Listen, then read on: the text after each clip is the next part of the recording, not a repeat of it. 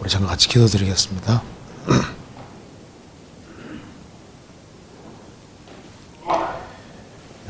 저희를 사랑하시는 하나님 아버지 감사합니다. 오늘도 저희들을 한자리에 불러 모아주시고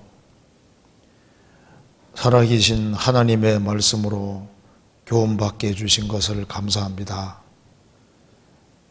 이번에 이틀간에 걸친 집회 가운데 주님이 함께 해주시고 우리의 마음을 일깨워 주시고 우리의 신앙을 점검할 수 있는 기회를 주시고 주 안에서 특경할 것을 알 수 있도록 도와주옵소서. 머지않아 주님 앞에 서서 그리스도의 심판대를 통과할 때 금과 은과 보석으로 집을 짓는 인생들이 될 수 있도록 도와주시고 주님께 칭찬과 영광을 얻는 귀한 삶이 되도록 도와주시옵소서.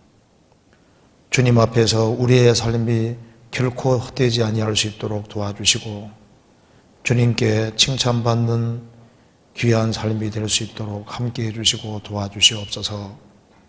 여기에 하나님의 은혜를 사모하는 사람들이 한자리에 같이 모였습니다. 우리 가운데 한 사람도 헛되이 왔다가 헛되이 가는 사람이 없도록 자비를 베풀어 주시고 하나님의 말씀으로 영혼을 환하게 비춰주시고 우리의 갈 길을 밝히 보여주옵소서. 오늘 모든 시종 함께해 주시고 도와주시기를 간절히 의지합니다. 그리고 이곳에 참석하지 못한 형제자매님들도 어디 있든지 주님께서 일일이 기억해 주시고 함께해 주시고 도와주시옵소서. 주 예수 그리스도 이름으로 기도하옵나이다. 아멘. 성경 에베소서 5장 찾으시겠습니다.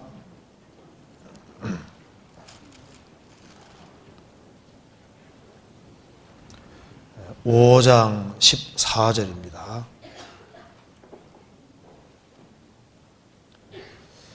제가 읽겠습니다. 그러므로 이러시기를 잠자는 자여 깨어서 죽은 자들 가운데서 일어나라. 그리스도께서 내게 비치시리라 하셨느니라. 그런즉 너희가 어떻게 행할 것을 자세히 주의하여 지혜 없는 자 같이 말고 오직 지혜 있는 자 같이 하여 세월을 아끼라. 때가 악하니라. 14절을 같이 읽어보시겠습니다.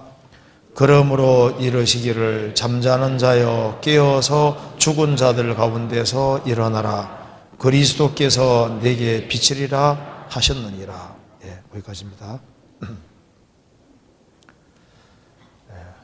우리가 이틀에 걸쳐서 하나님 말씀을 같이 배우게 됐습니다.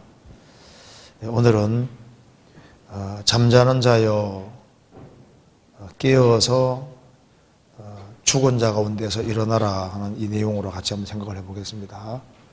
그리고 내일에는 예수님이 죽으시기 전에 마가의 다락방에서 같이 모여서 최후의 만찬을 하시면서 예수님이 말씀해 주신 말씀이 있습니다. 그래서 다락방에서 주님이 말씀하신 말씀이 아주 중요한 말씀이기 때문에 같이 이틀간에 같이 배워보도록 하겠습니다. 여기 우리가 오늘 좀 생각해 볼 말씀은 여기 14절 말씀에 5장 14절에 잠자는 자여라는 말씀을 했습니다. 죽은 자가 있고 산 자가 있는데 산자는 거듭난 크리스찬들인데 거듭난 크리스찬들 중에 신앙적으로 잠자는 자가 있다고 말씀하신 겁니다. 이건 참 그리스도의 크신 은혜를 입고도 잠자는 자가 있다는 것은 이건 정말 통탄스러운 일이고 정말 놀라운 일이 아닐 수 없습니다. 주님 보시기에 내가 깨어있지 아니하고 산자임에도 불구하고 신앙적인 잠을 자고 있다. 이건 참 심각하고 중요한 일이 아닐 수 없습니다. 그리고 예수님이 오시는 그날 깨어있다가 주님을 만나는 사람이 있는가 하면은 여전히 신앙의 잠을 자다가 만나는 사람도 있습니다. 그가 홀린이 와서 너희 자는 것을 보지 않도록 하라는 말씀대로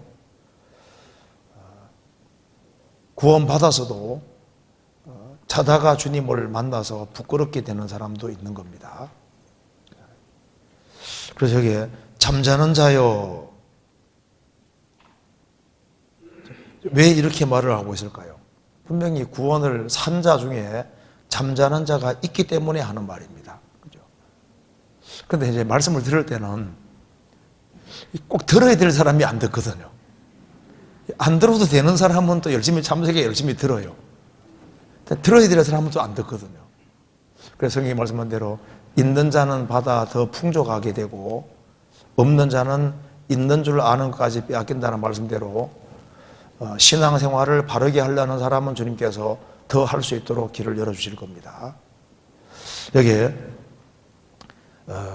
이 에베소서 이 5장 14절 말씀 속에 성경의 중요한 내용이 아주 압축되어 있습니다.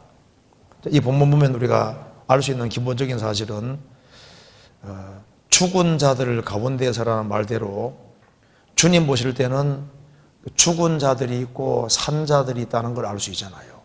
그죠? 죽은 자들이 있고 산 자가 있고 산 자들은 산 자 중에도 잠자는 자가 있다는 걸 알 수 있잖아요. 그리고 이 잠자는 자는 죽은 자들 가운데 있지 않습니까? 어떻게 산 자가 죽은 자들 가운데 있게 됐을까요? 분명히 이유가 있는 겁니다. 죽은 자들 가운데 섞여 있다가 결국은 죽은 자들과 비슷하게 잠자는 자로 바뀌어버린 겁니다. 또 여기에 주님의 소원이 나와 있죠. 잠자는 자여, 잠자는 자에게 주님 원하시는 뜻은 깨는 겁니다. 깨어서 그 다음에 죽은 자들 가운데서 일어나라. 주님 명령입니다. 일어나라. 죽은 자들 가운데서 일어나라. 죽은 자들 가운데서 일어나라는 말씀은 어디에 있는 걸 원하시는 것일까요?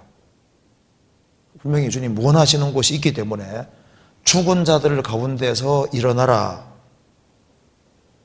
죽은 자들 가운데서 구별되라는 것은 어딘가 있기를 원하시는 거잖아요. 그리고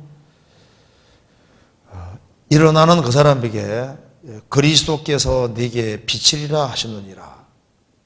구원받을 때도 주님 빛을 받았는데 구원받고 정말 깨어서 죽은 자들 가운데서 구별되기로 작정하는 사람들, 그런 사람들에게는 주님께서 구원받을 때처럼 비춰주시는 빛이 있습니다. 그리고 이제 그 빛을 받은 사람은 이제 삶에 실제로 변화가 생기게 되고, 그리고 또 이방에 실제 빛이 될 수 있는 겁니다. 사람을 주님으로 이끄는 그런 사람이 될 수 있는 겁니다. 그래서 여기에 이 에베소서 5장 14절 말씀에 중요한 내용이 많이 들어있기 때문에 좀 말씀을 드려보도록 하겠습니다. 자, 여기에 잠자는 자여 깨어서 죽은 자들 가운데서 일어나라. 주님 명령입니다. 이것은 선택사항이 아니라 반드시 깨어야 될 것을 명령하는 겁니다. 잠자는 자여 죽은 자들 가운데서 일어나라. 우리는 구원받은 사람은 사명이 있습니다. 주님 앞에서 해야 될 일이 있고 목표라는 것이 있고, 구원받은 그때부터 주님 앞에 할 때까지 내게 맡겨진 사명을 완수하고 가야 되는 겁니다.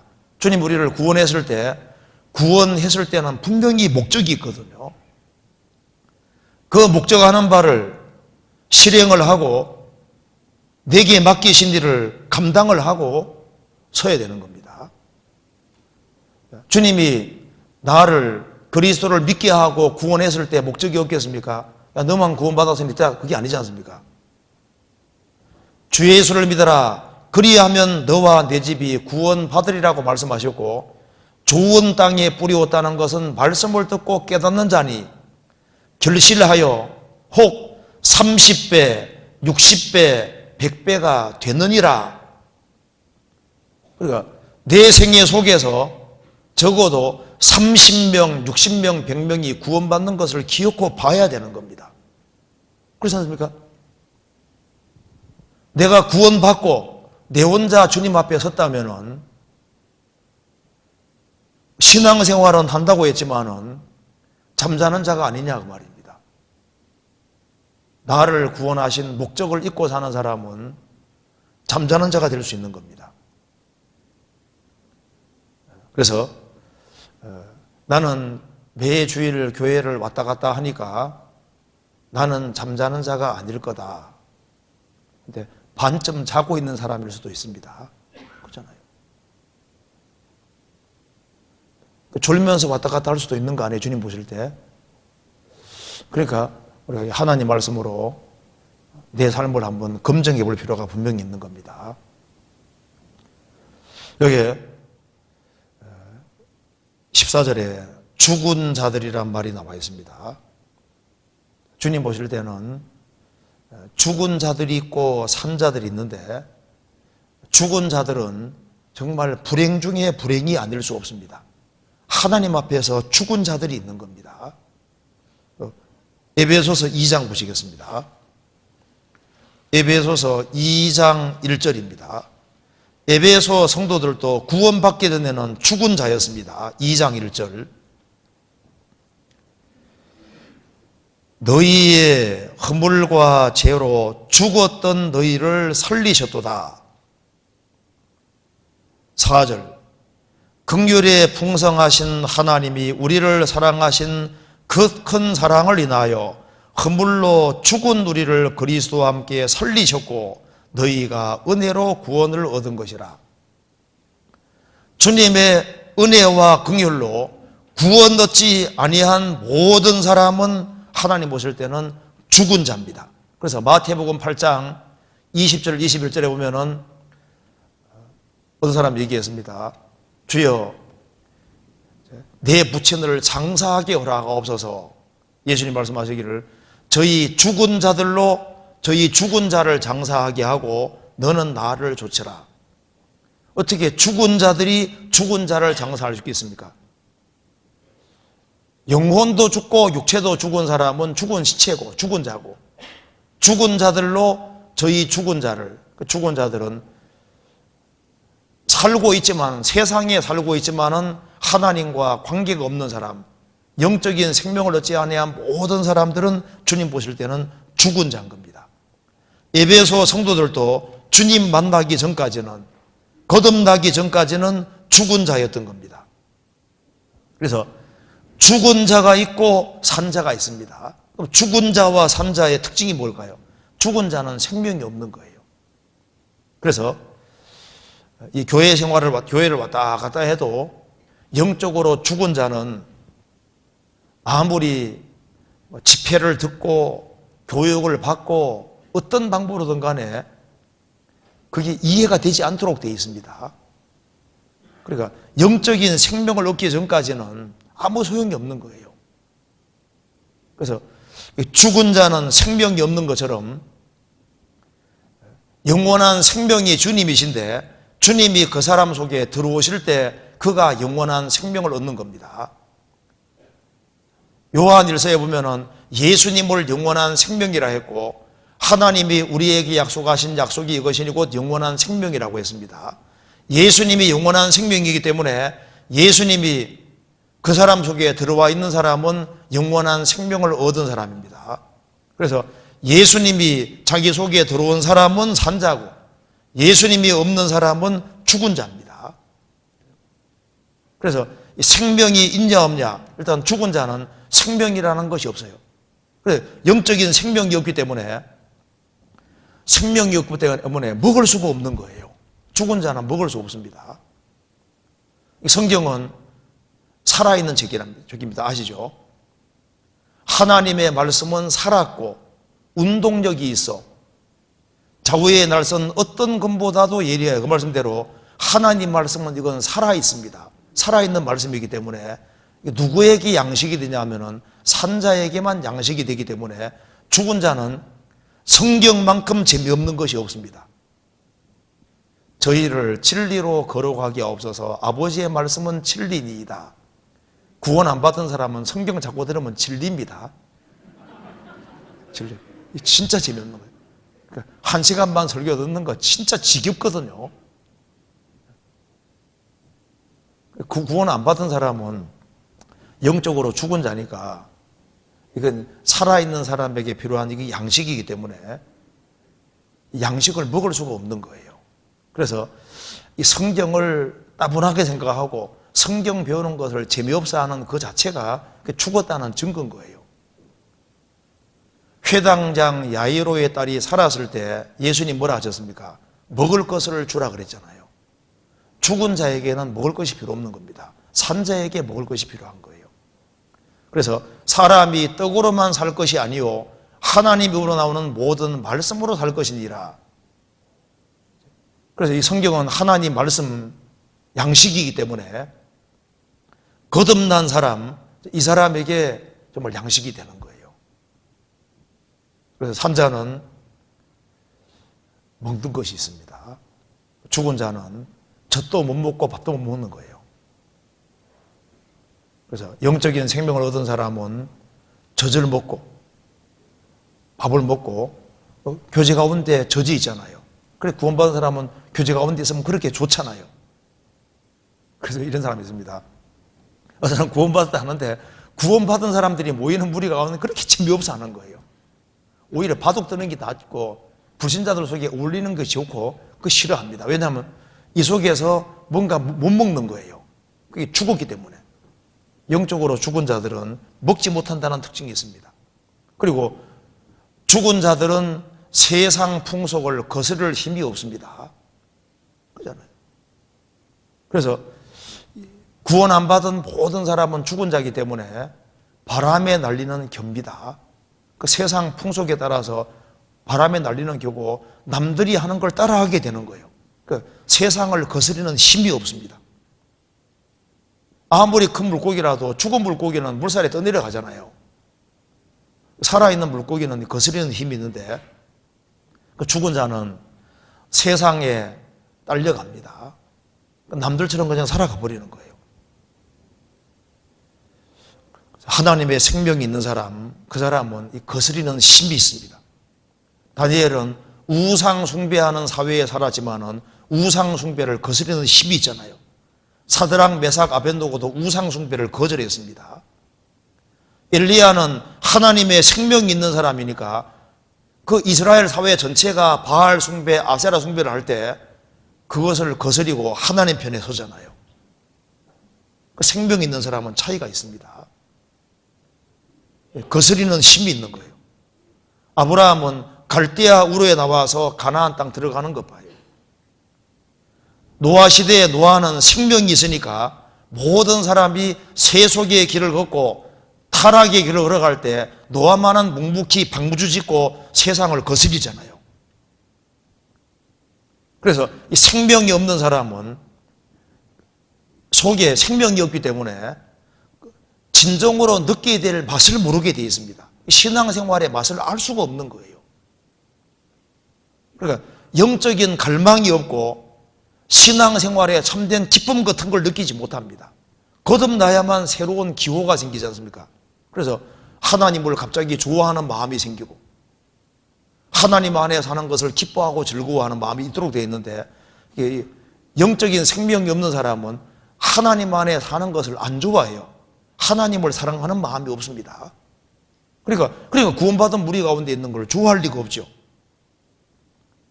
그래서 신령한 것을 추구할 수 있는 힘이 없는 겁니다. 거듭난 사람은 신령한 걸 추구하는 건 자동으로 되어 있습니다. 죽은 자는 분별력이 없잖아요. 죽은 자는 아무것도 모르고 분별력이 전혀 없습니다. 산 자만이 분별을 가지는 겁니다. 그래서 이 얘기도 좋고 저 얘기도 좋고 이 사람 말도 좋고 저 사람 말도 좋고 그게 죽었다는 증거인 거예요. 분별력이라는 게 없다고 말입니다. 산자는 주님 빛이 들어왔기 때문에 이게 빛을 통해서만 빛을 분별할 수 있잖아요. 주님의 생명을 얻은 사람만 이게 분별력을 가지게 되는 겁니다. 그래서 구원을 받지 아니한 사람은요, 어쨌든 간에 세상이 좋은 거예요. 금세로 만족하고 돈 많이 벌어서 재산 축적을 하고 자녀 잘 키우고 자녀가 세상적으로 성공하는 거 보고 편안하게 사는 거 보면 그걸 만족합니다. 성공했다고 생각하는 거예요. 그게 죽은 자입니다. 죽은 자. 그런데 죽은 자가 있는가 하면은 산 자가 있는 거예요. 시편 17편 찾아봅시다. 시편 17편 14절.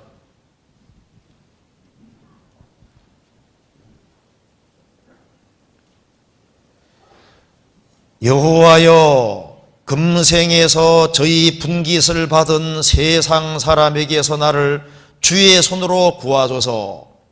그는 주의 제물로 배를 채우심을 입고 자녀로 만족하고 그 남은 산업을 그 어린아이들에게 유전하는 자니이다. 나는 의로운 중에 주의 얼굴을 보리니 깨를 때 주의 형상으로 만족하리이다. 이 말씀에서 여호와여, 금생에서 저희 분깃을 받은, 그 다음 뭡니까? 세상 사람에게서, 세상 사람이란 말이 나와 있습니다. 세상 사람이 있는가 하면은 세상에서 주님의 생명을 받아서 영적인 생명 얻은 사람이 있는데, 세상 사람은 특징이 있습니다. 금생으로 만족하고, 금생이 실제인 겁니다. 7, 80이 실제라고 생각합니다. 그는 주의 제물로 배를 채우심을 입고 자녀로 만족하고, 세상 사람 진짜 만족이 뭡니까? 자녀 잘 되면 그것으로 만족하는 거예요. 그리고 재산이 축적이 되고 육신이 안락하면은 거기서 만족을 느낍니다. 그리고 돈을 최대한 많이 벌어서 자식을 덜 고생시키는, 그거로 만족하는 거예요. 만일 생명을 얻었다는 크리스찬이 이거로 만족한다면은 그 사람도 문제입니다. 그럴 리가 없어요. 거듭나면은 금세뿐 아니라 내세가 실제가 되거든요. 하나님이 실제가 되는 겁니다. 그래서 이 세상 사람은 세상에 소망이 있습니다. 그런데 산자는 세상에 소망이 있는 게 아닙니다. 우리는 땅의 소망을, 땅의 것을 얻으려고 구원받은 게 아니잖아요. 나는 의로운 중에 주의 얼굴을 보리니 깨를 때에 주의 형상으로 만족하리이다. 그래서 성도의 만족과 불순자의 만족이 완전히 다릅니다. 그래서 이 죽은 자는 주님의 생명이 없기 때문에, 세상을 거스리는 힘이 없기 때문에 결국은 타락된 본성을 따라서 아까운 데에 달려가고 그 악을 통제할 수가 없는 거예요. 주님의 생명을 받아야만 새 생명 가운데 행할 수가 있는 겁니다. 우리는 그의 만드신 바라, 그러니까 새로운 피조물부터 되어야 되는, 그러니까 산자가 되는 게 참 중요하다고 말입니다. 산자가 되면은 생명이 있는 사람은 생명이 없는 사람하고 다르죠. 죽은 자들 가운데 일어나라. 이게 죽은 자들이 있는데 내가 죽은 자가 아니고 정말 산자가 됐느냐? 성경 찾아봅시다. 창세기 1장 20절입니다.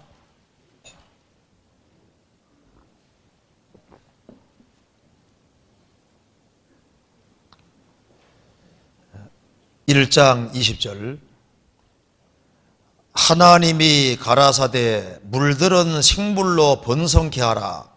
땅 위 하늘의 궁창에는 새가 날아라 하시고, 하나님이 큰 물고기와 물에서 번성하여 움직이는 모든 생물을 그 종류대로, 날개 있는 모든 새를 그 종류대로 창조하시니 하나님의 보시기에 좋았더라.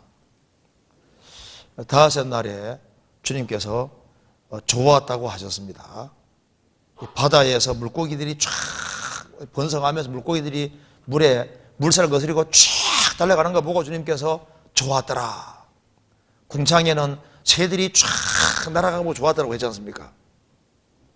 이게 이제 우리에게 좋은 교훈이 되는 겁니다. 이게 물고기하고 새들에게 하나님의 생명이 딱 주어지니까 바다에서 달려가고 궁창을 나는 거 보고 주님 좋았다고 하시잖아요. 여기 바다는 세상의 그림자가 됩니다. 이 바다라는 세상에서 주님의 생명을 얻은 사람들이, 성경에 구원받은 사람 보고 생명 얻은 물고기라잖아요. 주님은 내가 너로 사람 낚는 어부가 되게 하리라. 바다에 물고기들이 물살을 거스리고 쫙 달려가는 것을 봤을 때 주님께서 보시고 좋았더라.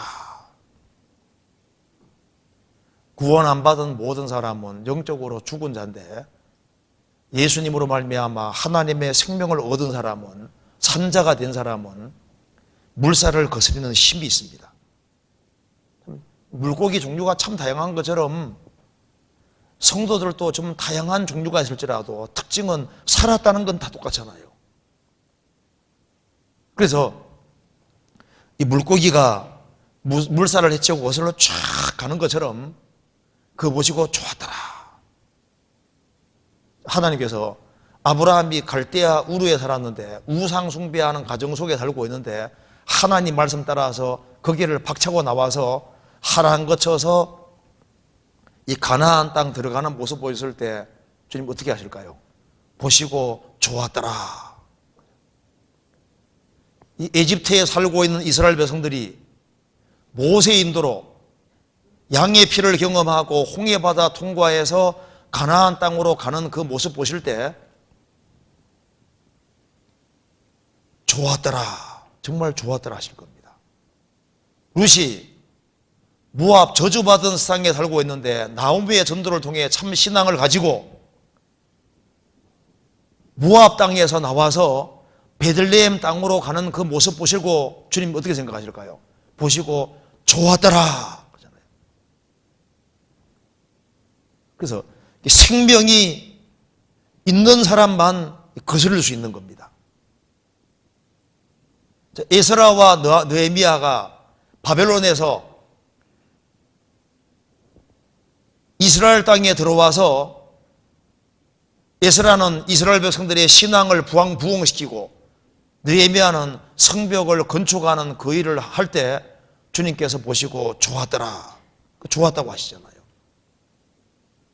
그런데 물고기 보면요, 좀 이게 비실비실한 물고기도 있어요, 그죠? 힘이 없어가지고 막 물살에 막 떠내려가려고 하는 그런 물고기도 있고, 막 힘 있는 물고기 있잖아요. 연어 보시면요, 진짜 멋있죠? 연어가 자기가 태어난 곳에서 방류되면 몇 년 후에 오는데, 야, 기어코 물살을 거슬려가지고 높은 곳도 뛰어 올라서 자기 태어난 곳으로 정확히 오는 것 봐요. 그런 물고기 중에서 청새치는 가장 빠른 물고기라고 하잖아요. 시속 몇 킬로인 줄 아시죠? 130km. 바다 속에서. 그러니까 물살을 아주 힘차게 거스르는 모습을 볼 때 주님 얼마나 좋아라 하시겠어요? 이 세상에 살면서 이 세상 풍조를 거스리고 주님 말씀 가운데 살아가는 거 보실 때 주님 좋았다고 하신다 그 말입니다. 그리고 궁창에는 새가 날아라, 새들이 궁창을 향해 날아갈 때 좋았다고 하시잖아요. 구원받은 사람은 산자입니다. 산자로서 우리는 위의 것을 추구하도록 부르심 받았고, 우리가 땅에 살면서 하늘의 것을 추구하고 그리스도를 추구하시면 주님께서 보시고 좋았다고 하시는 거예요. 성경에 우리 영혼을 새라고 표현했지 않습니까? 시편 찾아봅시다. 124편.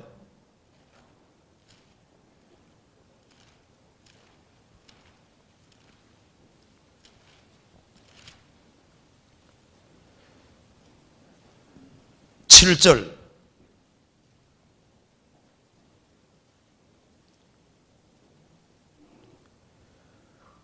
우리 혼이 새가 사냥꾼의 올무에서 벗어남같이 되었나니 올무가 끊어짐으로 우리가 벗어나도다.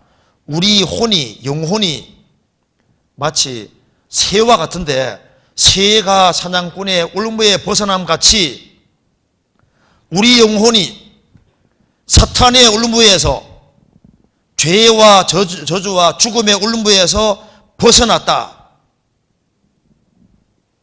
끊어짐으로 외부에서 끊어준 겁니다. 여기 영혼을 새라고 표현하고, 영혼은 새하고 정말 닮았습니다. 새는 정말 자유롭게 날아다니잖아요. 세상에 영혼만큼 자유로운 것은 없습니다. 그죠? 정말 통제하기 어려운 거, 새 붙잡기 어렵잖아요. 그죠? 영혼 붙잡기 정말 어렵습니다. 영혼은 막 튀어다니는 거예요. 지금 막 날아다니는 거예요. 지금 여기 계신 분 중에도 막 날아다니거든요.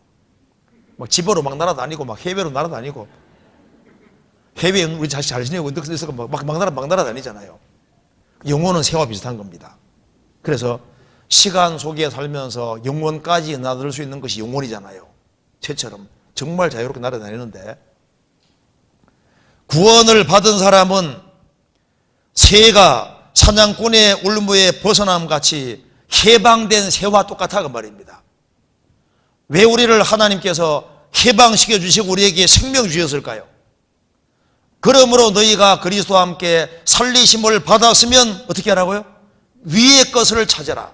그래서 궁창에 새들이 날아가는 걸 보고서 좋았더라. 땅에 살면서 하늘의 것을 추구할 때 주님께서 얼마나 기뻐하시겠습니까? 그런데 산자가 됐는데 산자가 잠자는 자가 될 수 있으니까 참 이게 참 문제다 그 말입니다. 분명히 내가 아무리 생각해도 영적인 생명을 얻었고 내가 산자인 것이 분명한데 잠자는 자가 될 수 있는 겁니다. 그리스도인이 잠자는 자가 되면은 누가 기뻐할까요? 마귀는 막 춤을 덩덩 추고 있을 겁니다. 절대 잠자지 않는 자가 있잖아요. 마귀입니다. 마귀는 자는 법이 없잖아요. 아담 때부터 한 번도 자지도 않으면서 부지런히 일하고 있습니다. 그래서 잠자는 성도는 있어도 잠자는 마귀는 없습니다. 크리스찬이 잠잘 때 마귀는 계속적으로 일을 하고 있는 거예요. 우리가 하나님 말씀을 들을 때 마귀는 더 경계를 합니다. 크리스찬이 깨어날까 봐 마귀가 걱정하는 거예요. 마귀는 이 세상에 군림하면서 자기 백성들이 뺏길까 봐 아주 단도리를 잘하고 방비를 열심히 하고 있습니다. 크리스찬들이 신앙의 장을 잘 때 마귀는 춤추고 덩실거리고 너무 좋아하는 거예요. 잠자는 거 이거 진짜 심각한 겁니다. 거듭난 하나님 자녀가 신앙의 잠을 잘 때 하나님 역사의 장애물이 된다 그 말입니다. 노아 홍수가 가속화된 이유가 뭐냐 하면 바로 하나님 아들들 때문입니다. 하나님의 아들들이 사람의 딸들의 아름다움을 보고 자기들이 좋아하는 자로 아내를 삼는지라. 하나님의 아들들 곧 셋의 후예와 가인의 후예, 구원받은 사람이 구원 안 받은 사람하고 뒤섞이니까 세계적인 홍수가 가속화된 거예요. 롯은 아브라함을 떠나서 소돔에 들어감으로써 결국은 자기 아내를 소금기둥으로 만들고 두 딸을 오염시켰고, 그리고 그 롯의 가축의 목자들 같이 들어간 다 죽어버리잖아요. 그러니까 롯이 세상적이 되고 신앙의 잠불잠으로 인해서 자기와 함께한 사람들을 다 이뤄지게 만들고 자기 아내까지 죽게 만들고 그리고 두 딸을 크게 오염시켰습니다.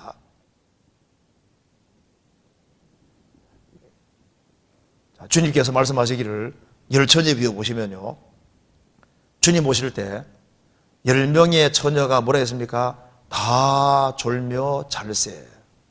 분명히 다 졸며 잤다고 했습니다. 그러니까 주님의 재림이 다가오면 다가올수록 깨어있는 사람이 극히 적을 걸 말씀하시는 거예요. 깨어있다고 하는데, 신앙생활은 한다고 하는데 주님 보실 때는 자는 자가 될 수 있다 그 말입니다. 누가복음 18장에서도 예수님 말씀하시기를 항상 기도하고 낭망치 말아야 될 것을 말씀하시면서 인자가 올 때 세상에서 믿음을 보겠느냐, 과부 같은 믿음을 보기 어려울 것을 말씀하는 겁니다. 주님 역사를 끌어내리는, 주님 역사를 끌어내지 아니하면은 그 사람 통해서 아무 일이 벌어지지 않으니까 신앙적으로 주님 볼 때 자는 자가 될 수 있는 거예요. 그렇지 않습니까? 인자가 올 때, 예수님 재림할 때 세상에서 믿음을 보겠느냐, 구원받는 믿음을 말하는 게 아니라 구원받고 깨어있는 신앙생활을 하면서 주님 역사를 끌어내리면서 주님과 함께 일을 하는 가운데 주님 만나는 사람이 있겠느냐, 극히 적을 것을 말씀하시는 겁니다. 제가 에베소 성지순례를 했을 때 에베소를 가봤습니다. 참 그 에베소는 이 바울 사도가 사역할 당시에 가장 큰 대표적인 도시 중에 하나입니다. 아주 공중 목욕탕이 있고 아주 음란하고 죄가 많고 아주 타락된 곳인 거예요. 그래서 거기에 사는 성도들이 신앙의 잘만도 합니다. 성지순례 하면서 에베소 지역 보니까 야, 여기에 유혹이 정말 많았겠다 그 생각이 들더라니까요. 그러니까 에베소 지역에 있는 성도들도 왜 주님께서 잠자는 자에 말했냐면은 그 잠을 잘 수 있는 그런 환경적인 요인이 많이 있었던 거예요. 거기에 아담의 신전이 있고 굉장히 타락된 것이 많이 있었고 죄악이 번창했고 잠자기가 쉬웠던 겁니다. 우리 시대도 전쟁 시대가 아니기 때문에요,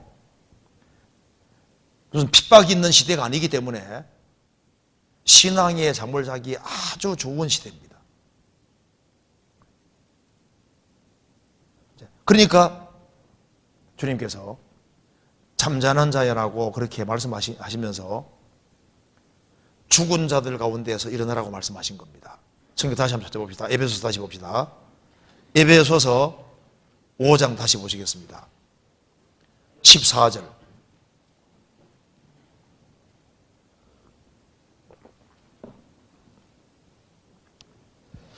그러므로 이러시기를 잠자는 자여 깨어서 죽은 자들 가운데서 일어나라.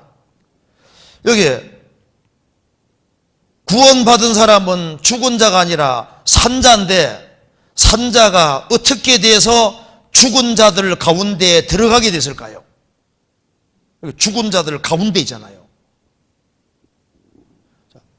사람이 구원을 받을 때 세상과 나는 관계없고 구속한 주만 보이도다.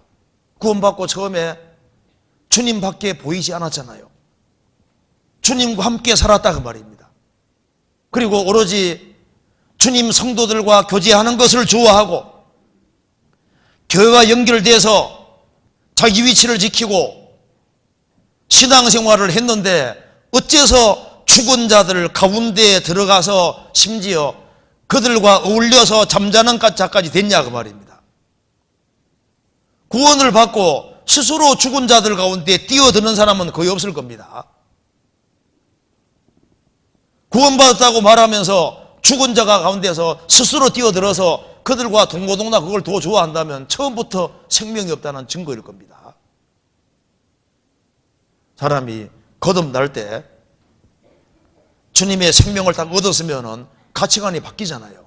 아차 내가 속았구나, 큰일 날 뻔했구나, 까닭이 있으면은 그냥 불신자들과 같이 영원한 멸망에 처할 걸 알고 너무나 소름 끼치게 놀라고, 그래서 구원 안 받은 사람들 보면요 정말 불쌍하게 보이고 이렇게 구비를 딱 됐었는데 어쩌다가 죽은 자들 가운데 들어가게 됐을까요? 아마 서서히 죽은 자들을 가까이 하게 됐을 겁니다. 처음부터 죽은 자들 가운데 살지 않았을 거 아니에요. 타락은 서서히 이루어지는 겁니다. 롯도 소돔 고모라 그 죽은 자들로 가득한 곳에 처음부터 들어간 것이 아니잖아요. 어떻게 해서 죽은 자들이 가득한 그 소굴 속에 들어가서 살게 됐을까요? 아브라함은 자기 아버지가 일찍 죽었기 때문에 삼촌인 그 아브라함을 롯은요 자기 아버지처럼 생각하고 살았던 거예요. 그래서 아브라함이 갈대아울에 나와서 가나안 땅 들어갈 때 자기 삼촌 따라서 같이 나왔다 그 말입니다. 삼촌을 아버지처럼 생각하며 동고동락을 했습니다. 그런데 가나안 땅 들어갔는데 가나안 땅에 기근이 있으니까 기근 피해서 에집트로 내려갈 때 같이 따라 내려갔던 겁니다. 거기에서 롯은 젊은 사람으로서 너무 놀래버린 겁니다. 우리가 세계사 교과서 펼치면 제일 먼저 나오는 나라가 에집트잖아요. 에집트는 문명을 엄청 발전시킨 나라입니다. 그래서 텐트에 살던 롯이 에집트 내려가 보니까 눈이 막 휘둥그레지는 거예요. 세상에 이런 세계가 있었냐 그 말입니다. 그래서 애굽에 내려갔다가 아브라함은 애굽에서 돌아와서 처음 신앙을 회복했다고 성경에 되어 있습니다. 롯은 젊은 사람이기 때문에 애굽에 내려갔다가 올라오면서 찌꺼기가 묻어 들어온 거예요. 세상 사랑이 묻어 들어온 겁니다. 어떤 사람은 신앙생활 청년 시절에 잘했는데 괜히 유학을 갔다 왔는데 그 사이에 뭐가 하나 섞여 들어왔거든요.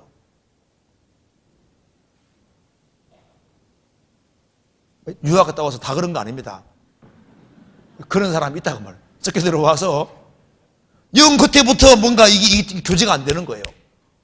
점점 멀어져서 그냥 불신자들 속에서 딱 들어가 있는 거예요. 그러시잖아요. 롯은 세상 사랑하는 마음이 들어와서 거기 있는 거예요. 근데 그게 이제 속에 딱 잠복해 있으니까 아브라함은 모르잖아요. 그런데 아브라함의 가축의 목자와 롯의 가축의 목자 사이에 다툼이 생겼을 때 그때 본심이 딱 드러나는 겁니다. 그래서 롯은 아브라함을 떠나고 싶은 거예요. 아브라함은 이제 아주 고지식하다고 생각이 들 겁니다. 우리 삼촌은 평생 텐트에 살 사람이야. 절대 이 장막 생활을 벗을 리가 없다고 생각하는 겁니다. 그래서 아브라함도 텐트 살았지요. 이삭도 텐트, 야곱도 텐트에 살았거든요. 그런데 젊은 사람으로 롯은 텐트에 살기 싫은 거예요. 에집트를 봤거든요. 도시에 살고 싶은 마음이 있는 겁니다. 그래서 분리될 수 있는 길을 원하다가 가축의 목자 사이에 다툼이 딱 생겼을 때 그걸 이용해서 분리되려고 하니까 아브라함이 아무리 봐도 같이 있을 사람이 아닌 겁니다. 그래서 롯을 불렀습니다. 너가 좌하면 나는 우하겠고 너가 우하면 나는 좌하겠다. 네 먼저 선택해라. 삼촌 무슨 말을 하세요? 나는 삼촌 절대 떠나지 않을 겁니다. 이렇게 얘기 될 거 아니에요. 그리고 삼촌이 먼저 선택하시오 이렇게 해야 되는데 참 철이 없어요. 그렇게 말하니까 혹시 선택권 빼앗길까 봐 자기가 먼저 딱 선택하는데 요단 쪽으로 소돔 가까운 쪽으로 딱 택하잖아요. 성경 말씀하기를 애굽 땅과도 같았다고 했습니다. 애굽 땅처럼 보이는 거예요. 그렇게 해서 떠나서 조금 장막을 옮기고 떠나서 어디까지 들어갔습니까? 소돔까지 들어갔잖아요. 죽은 자들 가운데 있는 사람이 있다 그 말입니다. 그리고 그는 생명이 있는 사람이기 때문에 그 소돔 사람들이 죄 짓는 것을 보고 탄식하고 괴로워하고 자기 신앙은 지킨다고 지켰지만은 자기 자녀들이 자기와 똑같은 믿음이 있는 게 아니잖아요.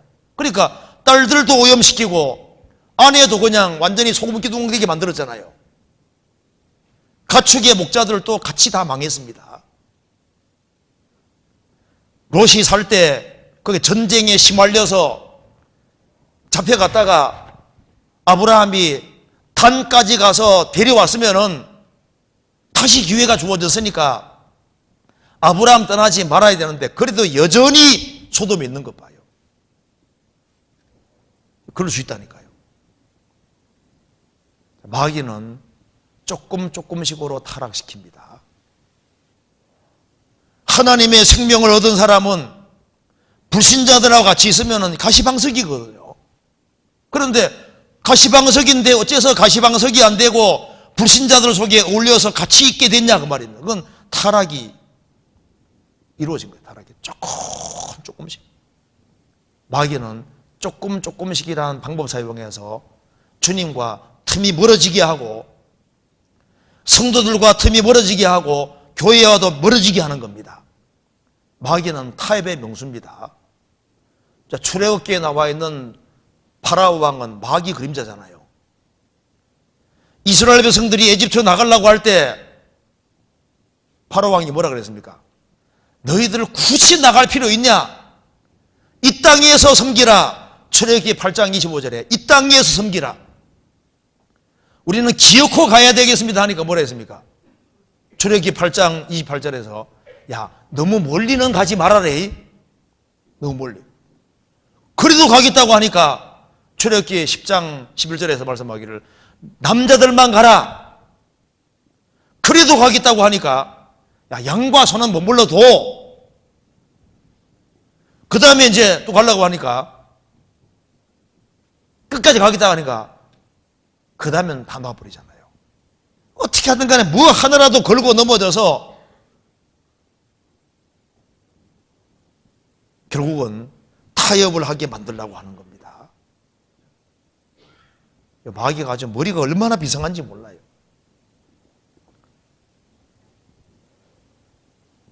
자, 이 사람이 여기에 잠자는 자가 죽은 자들 가운데 들어갔다는 게 놀랍잖아요. 나는 설마 그럴 리가 없을 거다.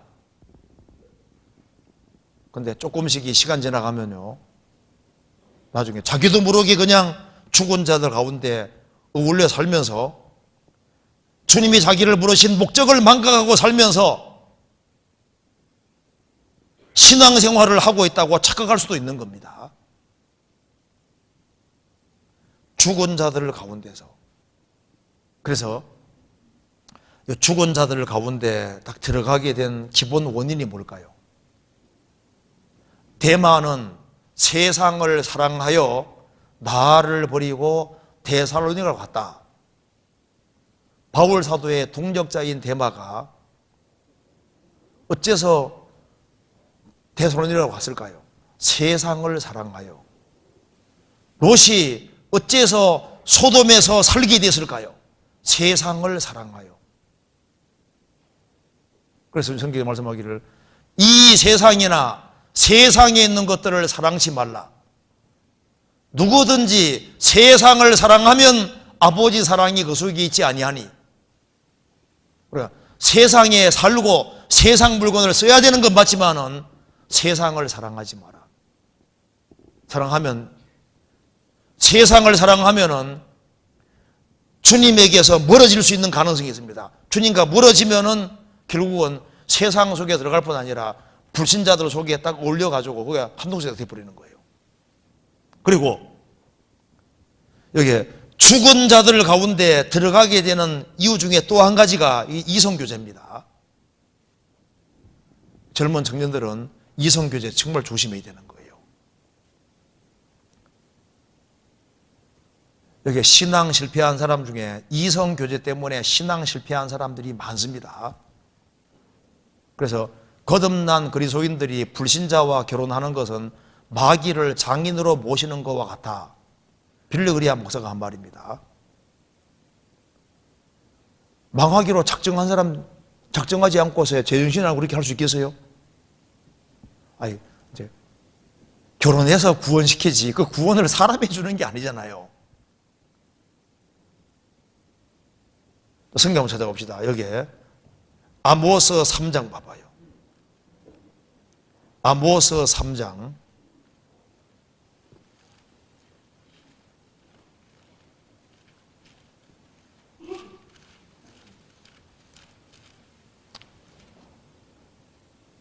1277페이지입니다.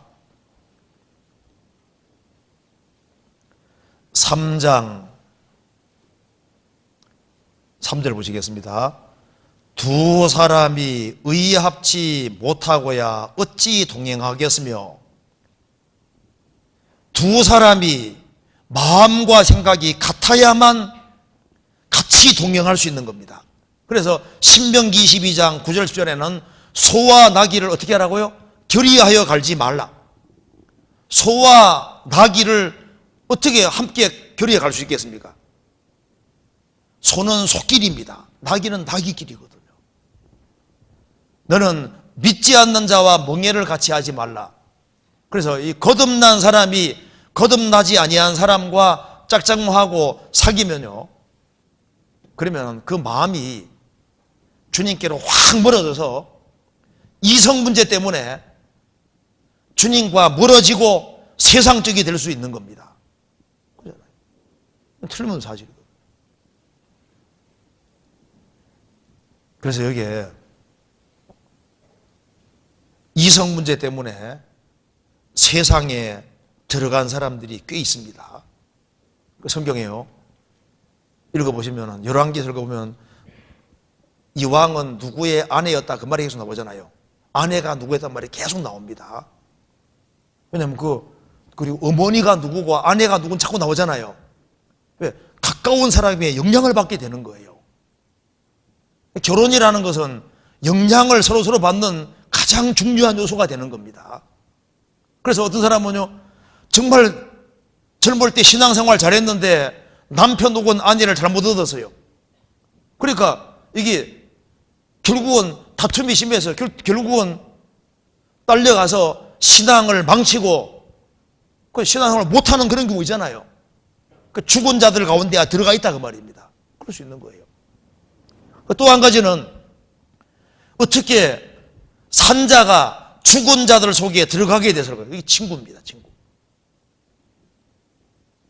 친구 잘 사귀어야 됩니다. 내가 주로 가까이 하는 사람이 누군지 우리가 불신자들하고 대화를 하고 그래야지 사회생활을 할 수 있잖아요. 대화도 하고 해야 되는 건 맞지만은 친밀한 관계 속에 들어가는 것은 불신자들하고 친밀한 관계로 들어가면은 신앙을 망치기 십상인 거예요. 친구를 정말 삼가야 됩니다. 조심해야 되는 거예요. 성경 고린도전서 15장을 보시겠습니다.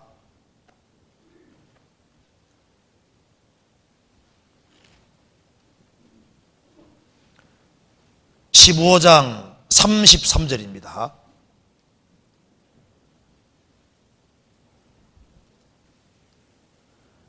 속지 말라.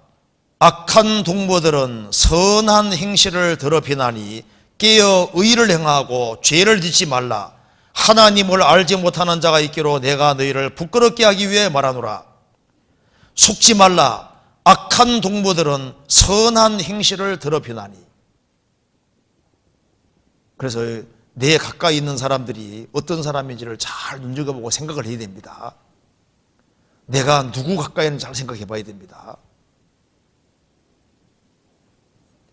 마귀가 이 크리스찬을 넘어뜨리기 위해서 갖은 괴계를 많이 생각을 해냅니다. 그래서 이 가까이에 엉뚱한 사람을 옆에 둬서 넘어뜨리려 할 수 있는 거예요. 그래서 내게 친절하게 대해주면서 나를 이용하려는 사람도 있습니다. 아주 거짓말을 잘하는 사람도 있고, 낭비벽이 돈 쉽게 쓰는 사람 있잖아요. 돈 푹푹 쓰는 사람, 그건 조심해야 됩니다. 돈을 별로 가치 없는 것에 쓰는 사람, 야, 저 사람 돈 많구나, 그거 가까이 할 사람이 아닌 거예요. 진짜 돈을 버는 사람은요, 돈 함부로 못 쓰거든요. 돈을 함부로 쓰는 사람은요, 그 사람 자기가 돈 안 벌어본 사람입니다. 돈 벌기가 얼마나 어려운데요. 부모가 부자라 해서 돈 푹푹 쓰는 사람 있잖아요. 조심해야 됩니다. 그 사람 돈 안 벌어본 사람인 거예요. 도박하는 사람들, 그리고 아첨하는 사람들 조심해야 됩니다. 주변에 악한 사람이 얼마나 많은데요. 세상 사람하고 접촉하고 살아야 되지만은 조심해야 할 사람들이 굉장히 많은 거예요. 그래서 인간관계가 잘못 얽히면은요, 딸려가 버리는 거예요. 그렇지 않습니까? 한때 신앙생활 잘했는데 왜 죽은 자들 가운데 들어가 있냐 그 말입니다. 죽은 자들에게 붙잡힌 거거든요. 그 사람이 산자들 가운데 연결되어서 정상적으로 신앙생활을 했으면은 그 사람 통해 주님이 얼마나 많은 일을 하셨을 텐데, 그러니까 이 신앙생활을 중요하게 생각해야 됩니다. 성경 레위기 11장 보면은 칠면 석척 부정한 짐승에 속하잖아요.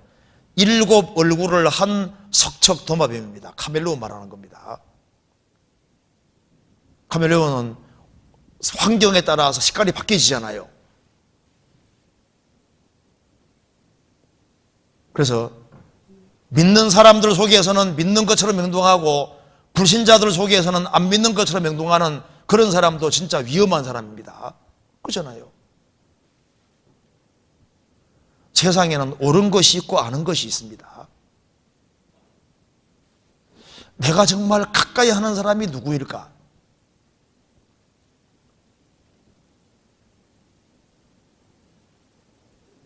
우리가 신앙적으로는 손해보면 안 되는 겁니다.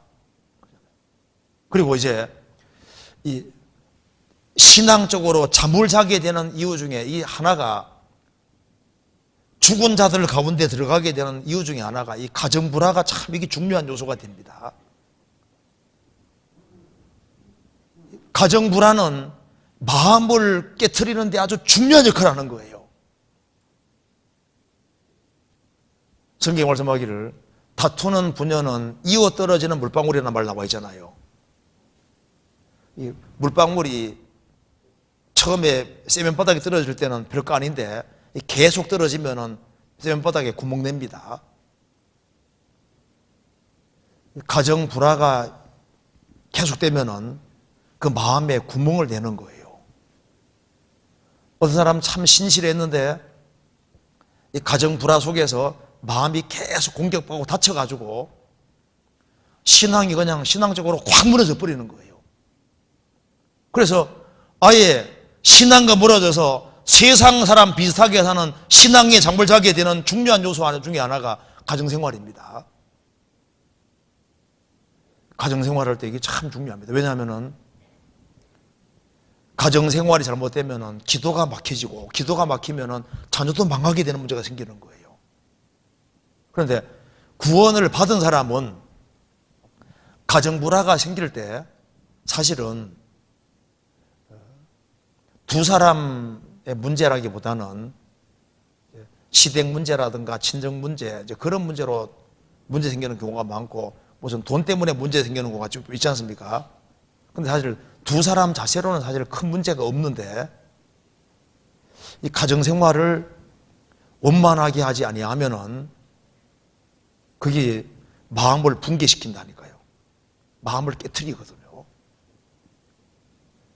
사람이 이게 다치는 것 중에서 가까운, 가장 다치는 것이 가까운 사람 통해 다치는 거예요, 마음을.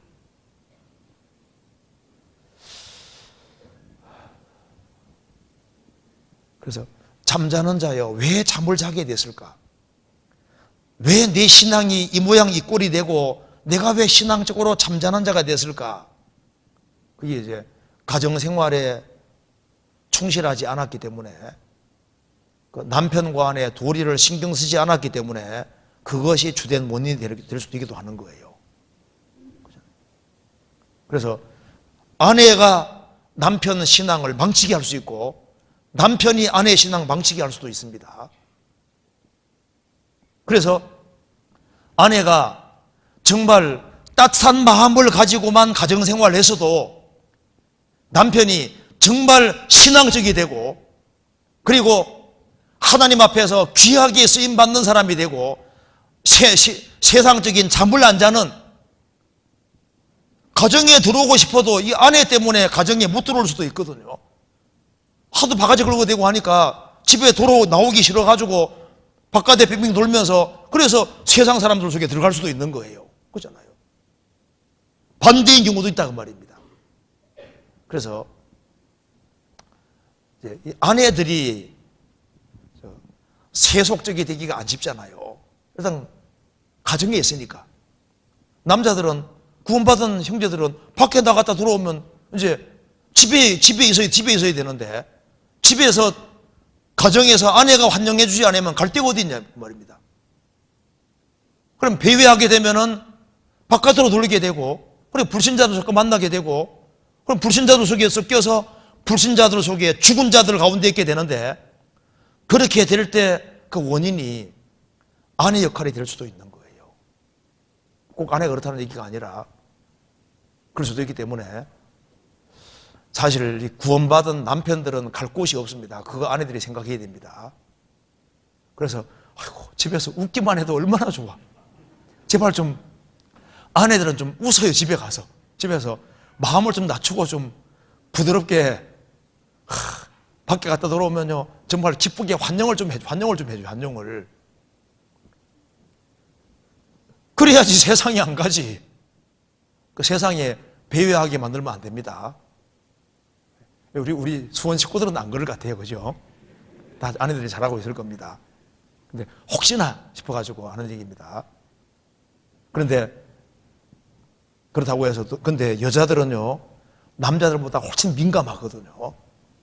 여자들은 남자들 훨씬 민감하기 때문에 정말 남편들도 말 조심해야 됩니다. 그냥 막 잔소리 하면요 그걸 하고 받아 넘겨야지, 그거 가지고 반박하는 마음 가지고 한번 쏘아붙인다든가 그렇게 하면요 그 더 큰 상처받게 만들 수도 있는 거예요. 조심해야 돼요. 어쨌든 간에 그래서 이제 한번 이런 얘기 하더라고요. 이게 부부 특강을 한번 했으면 좋겠다 하더라고요. 그래서 한번 결혼한 사람들만 따로 이렇게 해가지고 한번 시간 한번 내가지고 한번 이거 해야 되겠다 생각이 있습니다. 하면 좋겠죠. 한번 해야 될 것 같아요. 그래서요, 우리 구원받은 사람들 가정생활 참 중요하잖아요. 그래서 이 가정에서 사실 구원받은 사람은 불쌍하다니까요. 형제도 불쌍하고 아내도 다 불쌍하니까 주님 구원해 주신 거예요. 그렇지 않습니까? 우리가 죄인이니까 구원받은 겁니다.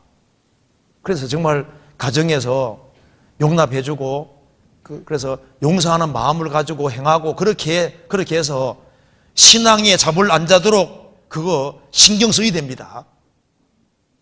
그 역할을 가정에서 할 수 있는 거예요. 그래서 제가 글을 하나 읽어드리겠습니다. 이제 어떤 경찰관이 말하기를, 자기가 800명 이상의 강력범들은 분석을 했는데 다 절대 분석이 안 되는 사람 하나 있대요. 자기 마누라. 다른 거 다 분석되는데 아내는 알다가도 모르겠다 그 말입니다. 모르지. 이성 가지고 분석이 안 되지, 아내들은요. 그러잖아요. 넓은 마음으로 받아줘야지. 아내는 분석할 대상이 아닙니다. 남편 아내는 분석해서 될 문제가 아닌 거예요. 그리고 이제 구원받은 사람이 잠자는 자가 되고 죽은 자들 가운데 들어가게 되는 이유 중에 하나가 조심해야 될 것이 있습니다. 이 잘못된 교리입니다. 이 죄를 허용하는 잘못된 교리를 받아들이면 안 됩니다. 성경 어디에도 적당히 살아도 천당은 가겠지, 이 교리 받아들이면 큰일 납니다. 성경에 어디에서 적당히 살아도 천국 간다는 말이 없잖아요. 거듭난 사람은 적당하게 산다고 안 돼 있거든요. 적당하게 살아가면 주님이 두들겨 팬다고는 나와 있어도, 징계한다고 나와 있어도, 적당히 그냥 양다리 걸치고 죄 설설 짓고 살아도 좋은 데 간다고 성경에 두둔하는 말이 어디 있습니까? 아니잖아요. 그렇게 살아가면 너 정말 구원받았냐? 너 정말 생명이 들어와 있느냐? 이렇게 따지는 게 성경이잖아요. 그래서 니골라 당의 교훈을 받아들이고 발람의 교훈을 받아들이고 적당히 죄 지어도 천국 간다고 하는 그 잘못된 교리를 받아들이면 안 됩니다. 그리스도인들이 죄를 지을 수는 있지만은 죄를 지으면 성경에서 일어나도록 되어 있는 거예요.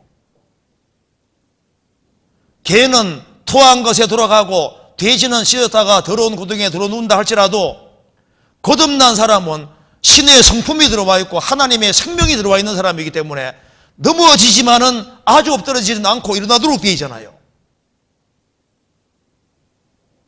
그래서 내가 이렇게 섞여서 불신자들 속에 섞여 살아도 뭐 천당은 가겠지, 그럼 그것은 잘못된 생각이 주입돼서 그렇게 살고 있는 거예요. 성경에는 그런 사람들은 일어나라 그랬지 어디 그렇게 살아라고 되어 있습니까? 그렇잖아요. 잘못된 교리를 받아들이면 안 됩니다. 또 한 가지는 구원받고 생을 살아가는 가운데 너무 편안하기 때문에 신앙에 잠을 자고 너무 편안하기 때문에 불신자들 속에 섞여 사는 경우가 생길 수도 있습니다. 그래서 조금의 어려움 같은 건 필요한 거예요. 너무 편안한 게 좋은 게 아닙니다. 아마 여기에 신화생활 하는 분들은 항상 편안한 것은 아니었을 겁니다. 여러 가지 어려움이 있고 뭔가 컴플렉스가 있고 주님께 매달리지 않으면 안 되는 그런 상황들이 주어지기 때문에 그게 축복이라는 걸 아셔야 됩니다. 뭔가 컴플렉스가 없고 불편한 것이 없고 주님께 매달릴 조건이 없어지고 하면은 육신적으로 마음을 탁 놓으면서 자기도 모르게 서서히 신앙의 잠에 빠져들 수 있는 거예요. 그래서 성경에 이렇게 말했습니다. 신명기 8장 봅시다. 신명기 8장 11절.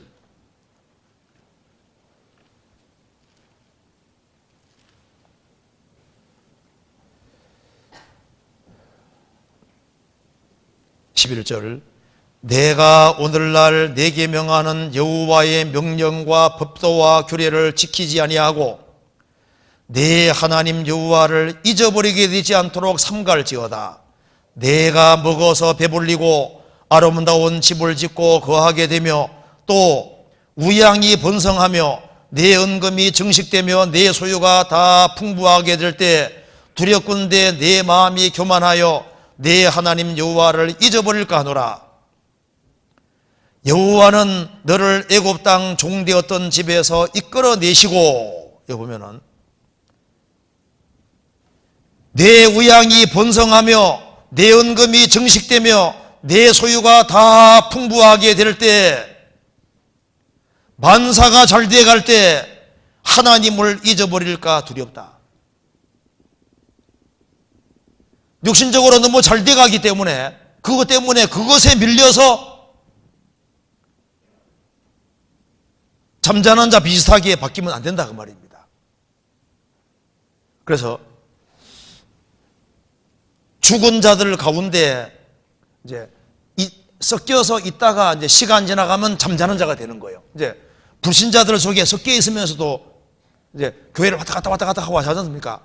이래도 잠다면 안 되지 안 되려고 하다가 이제 시간 좀 더 지나가면 어떻게 됩니까? 지나가면은 몸만 왔다 갔다 하고 이제 주님 보실 때 아예 잠자는 자 비슷하게 바뀌어질 수 있는 거예요. 그래서 죽은 자들하고 연결되다가 이제 그 다음에는 잠자는 자가 돼버린다 그 말입니다. 그래서 성경에서 잠자는 자요 라고 주님 말씀했잖아요. 자, 주님 앞에 너는 잠자는 자다, 그 소리 들으면 이게 얼마나 불행이에요. 그럼 잠자는 자는 어떤 상태를 말하는가요? 성경에서 봅시다. 에베소서 다시 봅시다. 에베소서 5장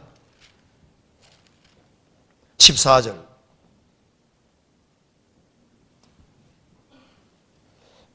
그러므로 이러시기를 잠자는 자여 깨어서 죽은 자들 가운데서 일어나라 그랬죠.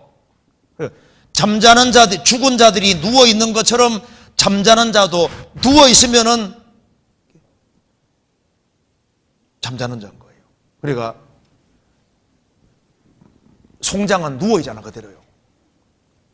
그러니까 잠자는 자 똑같이 누워 있습니다. 그러니까 잠잔다는 말이 뭐냐면은 구원 받은 사람이 구원 안 받은 사람하고 똑같이 행동하면요, 주님 볼 때는 이게 잠자는 자인 거예요. 같이 술 마시고 같이 담배 피우고 같이 나쁜 짓 하고 불신자들하고 똑같이 살아가면은 그게 주님 볼 때는 잠자는 자라는 소리를 듣게 되는 겁니다. 그죠?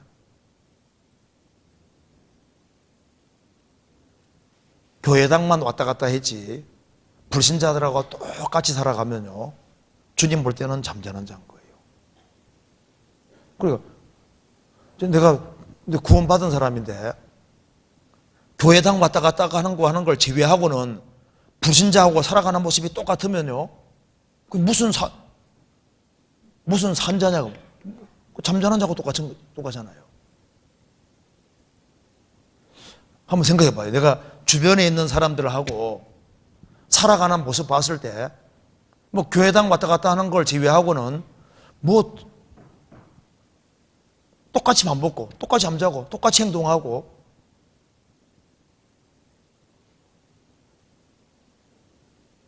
그러면은 혹시 잠자는 자가 아니냐 그 말입니다.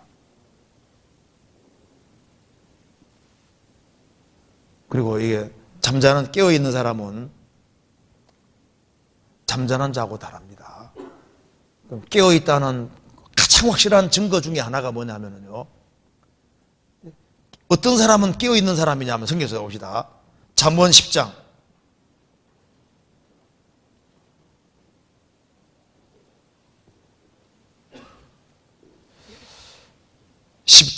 5절입니다.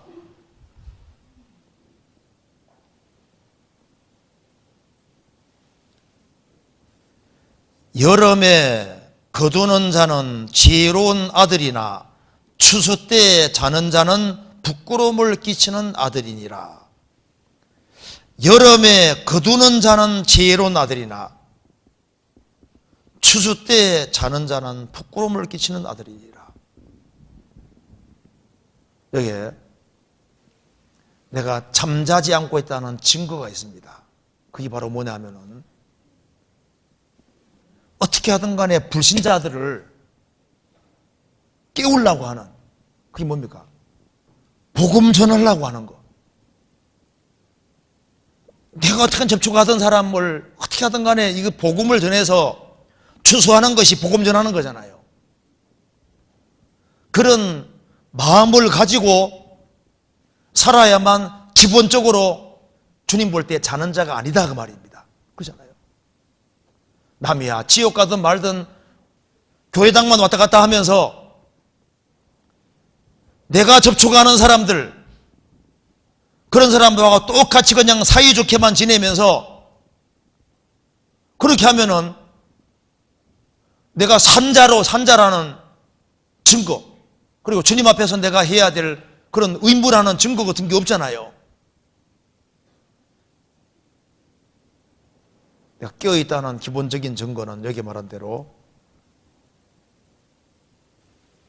추수 때 자기 해야 될 일을 알고 자기 위치를 잘 지키면서 자기 할 일을 하는 그 사람이 주님 볼 때 깨어있는 거예요. 이걸 좀 구체적으로 생각해 봅시다. 그래서 이게 잠자는 자냐, 내가 정말 깨어있는 사람이냐, 이걸 한번 이렇게 예를 들어서 한번 생각을 해봅시다. 몇 가지로 예를 들어볼 수 있는데요. 제일 첫 번째는 시편 89편 봅시다. 시편 89편.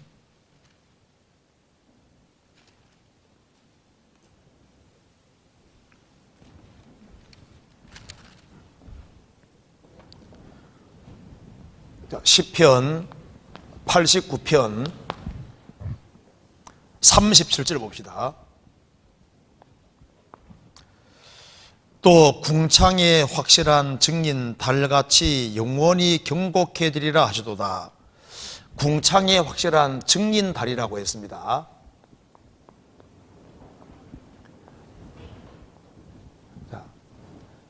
구약시대 이스라엘 사람들은 여호와 증인이고 신약시대 그리스도인들은 예수의 증인인데, 오직 성령이 너희에게 임하시면 너희가 권능을 받고 예루살렘과 온 유대와 사마리아 온 것까지 이르러 내 증인이 되리라. 그 달은 증인인데 달 종류가 많잖아요. 초성달도 있고 반달도 있고 온달도 있고 금음달도 있고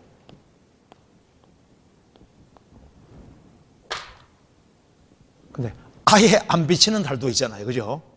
그러니까 이제 완전히 잠든다는 말은 이게 다른 달인데 저 사람이 정말 구원 받았나 안 받았나, 나는 구원 받았는데 주변 사람들이 눈치를 못 채는 거예요. 무슨 말이 되죠? 그러니까 족장시대의 아브라함은 온달입니다. 그죠? 아브라함, 이삭, 야곱은 달로 치면 진짜 온달인 거예요. 온달. 주님 빛을 환하게 비추는 온달이잖아요. 노아 시대의 노아는 온달입니다. 에녹이라는 사람은 달로 치면 온달이잖아요. 300년 동안 주님과 동행하다가 주님을 만났습니다. 그리고 이제 역사를 거슬러 가서 예를 들어서 이제 엘리야, 엘리사 온달이잖아요. 다윗도 온달 역할을 하다가 잠깐 미스했잖아요. 죄를 지었잖아요. 그리고 초대교회 당시에 세례 요한 정말 온달입니다. 베드로, 야고보, 요한 다 온달이잖아요. 그러니까 여기서 속에서 주님의 빛을 환하게 비친 온달이 있는가 하면은 반달도 있다. 반달. 어떤 사람이 반달일까요? 성경 문화비유 보면은요, 한 사람은 한 문화로 10문화 남겼는데 한 사람은 5 남겼잖아요. 남기긴 남겼는데 열심히 하긴 하는데 자기 기준 따라서 열심히 하는 겁니다. 할 때 절반은 남겼잖아요. 초성달은 빛을 비치긴 비추는데 조금 비치잖아요. 어떤 사람은 자기 가족 구원시킨 거로 끝나버립니다. 그 빛을 좀 비치긴 비쳤는데 조금 비치고 말잖아요. 금음달이 되더니만 아예 그냥 캄캄해지는. 그래서 잠자는 자가 어떤 상태냐 하면은, 달로 말하면은 이제 금음달로 가다가 이제 금음달 아시죠? 금음달. 달이 비칠 때 초성달이 됐다가 반달이 됐다가 온달 됐다가 다시 반달 됐다가 하연달 됐다가 그 다음에 이제 금음달 되는 거잖아요. 그러다가 안 보이잖아요. 깜깜하게. 그래서 내가 구원을 받은 사람이 이제 주변 사람들이 모른다 그 말입니다. 뭐 저 사람은 차이가 하나도 없네. 뭐 성도라는데 뭐 별 차이가 없네. 그러면은 잘못하면 주님 보실 때 내가 혹시 자는 자가 아니냐 그 말입니다. 그렇게 생각할 수 있다 그 말입니다. 잠자는 자는 목적을 상실하고 있는 자입니다. 구원하신 목적을 잃고 사는 사람인 거예요. 그 또 한 가지, 이제 내가 신앙에 잠을 자고 있는 자가 아닐까. 자는 자는 이렇게 생각해 봅시다. 요한복음 15장 보세요. 요한복음 15장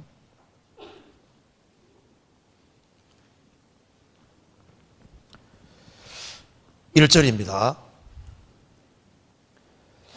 내가 참 포도나무요 내 아버지는 그 농부라.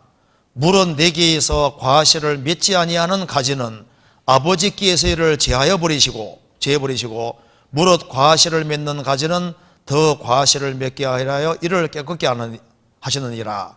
너희는 내가 일러준 말로 이미 깨끗하였으니 내 안에 거하라. 5절입니다.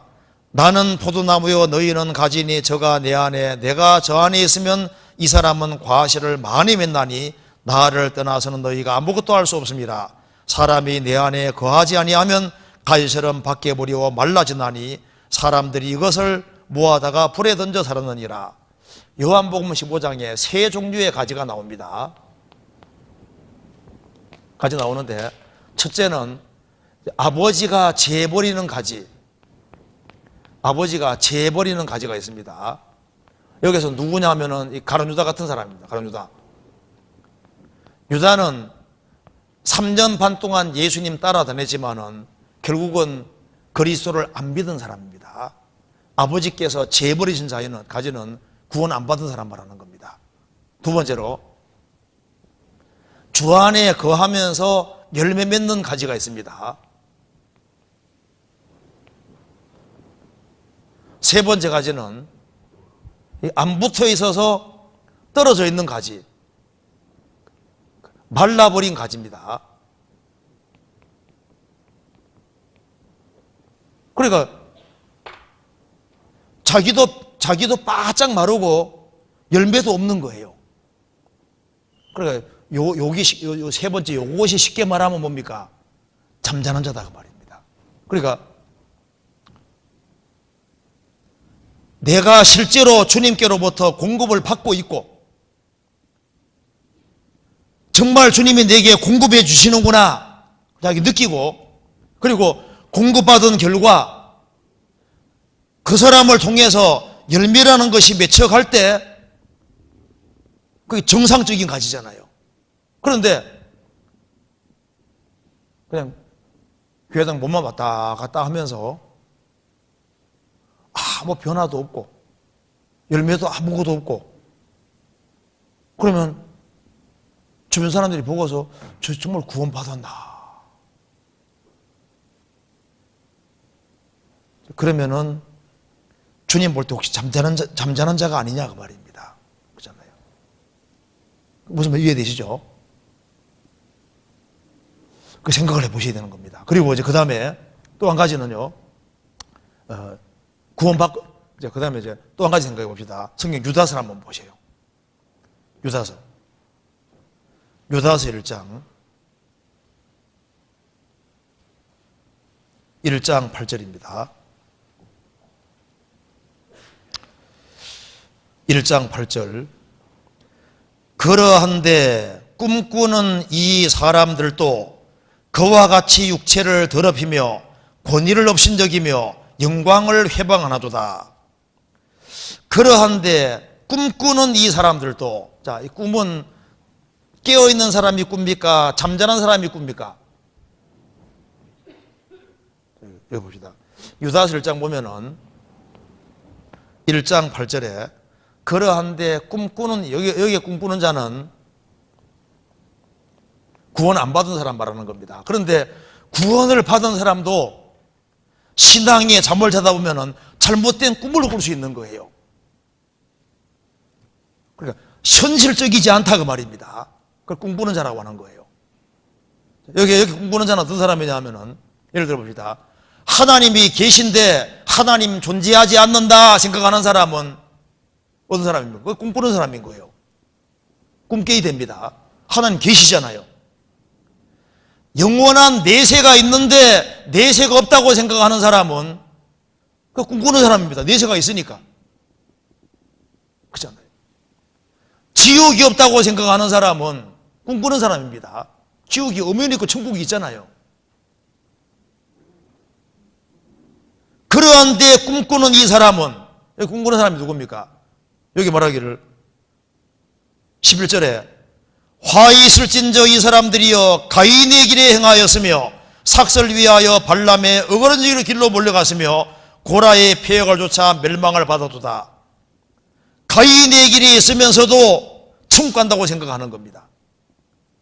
자기 행위에 기대서 주님 피공도에 의지하는 것이 없이 자기 행위에 의지해서 천국 가려는 사람들, 간다고 생각하는 사람은 그거 착각이고 꿈꾸고 있는 거예요. 여기에 꿈꾸는 사람들이 누구냐 하면은 19절에 이 사람들은 당을 짓는 자며 유기에 속한 자며 성령은 없는 자니라. 성령이 없는 사람들, 성령 없이도 천국 간다고 생각하는 사람, 꿈꾸는 사람들입니다. 성령으로 말미암아 영혼이 새 사람이 되고, 그리고 새 생명 가운데 행하는 것 전혀 뭔지 모르는 사람들, 그러면서도 천국 간다고 생각하는 사람은 꿈꾸고 있는 사람들입니다. 20절에 말한 대로 지극히 거룩한 믿음 위에 자기를 건축하라 그랬는데, 지극히 거룩한 믿음, 참 믿음인지 모르는 사람들, 꿈꾸는 사람들입니다. 그런데 구원을 받은 사람들 중에서도 신앙에 잠을 자면은 허황된 꿈을 꿀 수 있는 거예요. 구원받은 사람 중에도 이렇게 꿈꾸는 사람들일 수도 있습니다. 에이, 적당히 살아도 뭐 좋은 데 가겠지, 뭐 꼭 열심히 살아야 되나, 뭐 적당히 살아도 되겠지. 그게 자기 잠이 꿈꾸는 겁니다. 성경 어디에도 죽도록 충성하라 그랬고, 첫사랑을 버린 사람은 회개해서 처음 행위를 가지라고 했지, 어디에서 성경에서 타협해 살고 네 편한 대로 살아라고 되어 있는 구절이 어디 있어요? 편한 대로 살라고 구원시켜 준 게 아니잖아요. 우리를 구원하셨을 때는 목적이 있는 겁니다. 우리는 주님이 목숨을 버려서 산 사람들입니다. 주님이 피값을 흘려서 우리를 사신 거예요. 우리를 너무 귀중히 생각해서 값주고 사셨기 때문에 우리가 정말 잘 되기를 바라시잖아요. 그러니 성경에서 너 이제 구원받은 지 오래됐으니까 그 정도 살아면 된다고 말합니까? 성경에서 신앙에 진보하라고 말씀하셨습니까? 진보하고 발전하라고 말했잖아요. 성경은 그렇게 말하고 있습니다. 그리고 내가 가족을 전도하지 않아도 구원될 사람은 기어코 구원될 거라고 꿈꾸는 사람이 있는데 천만의 말씀입니다.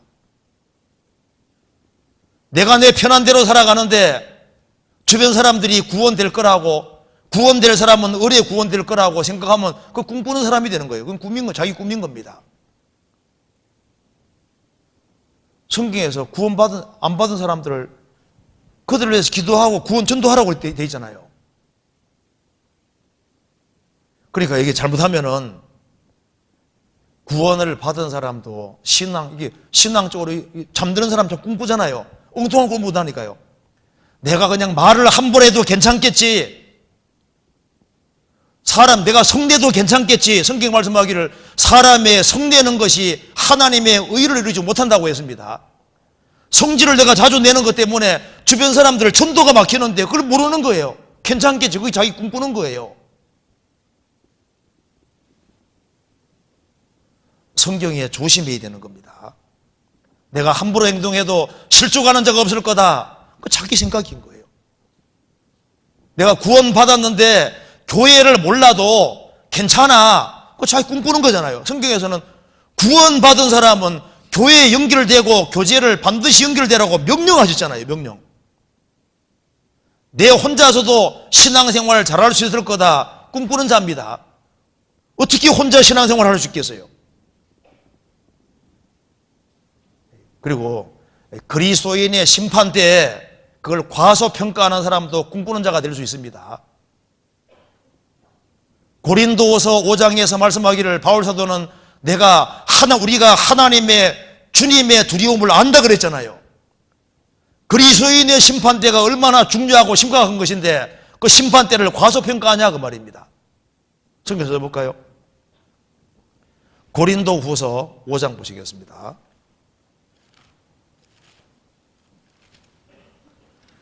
(5장) 11절입니다.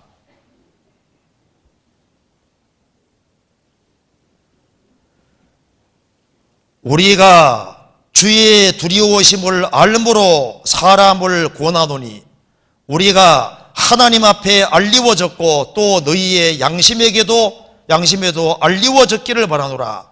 우리가 주의 두려우심을 알므로, 바울 사도는 셋째 하늘까지 갔다 온 사람인데 우리는 주의 두려움을 안다고 그랬습니다. 9절, 그래서 이렇게 말했습니다. 그런즉 우리는 거하든지 떠나든지 주를 기쁘시게 하는 자 되기를 힘쓰노라. 이는 우리가 다 반드시 그리스도의 심판대 앞에 드러나 각각 선악간에 그 몸으로 행한 것을 따라 받으려 함이라. 우리는 살든지 죽든지 주님을 기쁘시게 하는 자 되기를 힘쓰노라. 이는 우리가 다 반드시 그리스도의 심판대 앞에 드러납니다.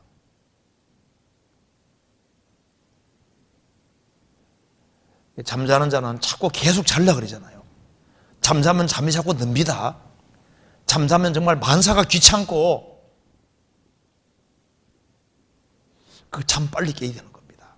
그래서 주님께서 말씀하시기를 다시 한번 찾아봅시다. 에베소서 5장 14절. 그러므로 이르시기를 잠자는 자여 깨어서 죽은 자들 가운데에서 일어나라. 죽은 자들은 주님의 생명을 얻음으로 살리심 받아야 되고, 구원을 받은 사람은, 구원받은 사람 중에 잠자는 자는 깨어서 반드시 깨어나야 됩니다. 어떻게 하면 깨어날 수 있을까요? 잠자는 자는 깨어나야 됩니다. 어떻게 하는 것이 깨어날까요? 깨어나는 방법 중에 하나가, 제일 첫 번째는 하나님 말씀을 열심히 들어야 됩니다. 이 하나님 말씀은 대포소리 비슷하거든요. 죽은 자들 속에 있을 때 죽은 자들은 뭐 대포를 쏘든지 뭐 총소리 나든지 못 일어나잖아요. 그런데 잠자는 자는 무슨 시끄러운 소리 나면 일어나잖아요. 뭐 천둥쳐도 일어나는 것처럼,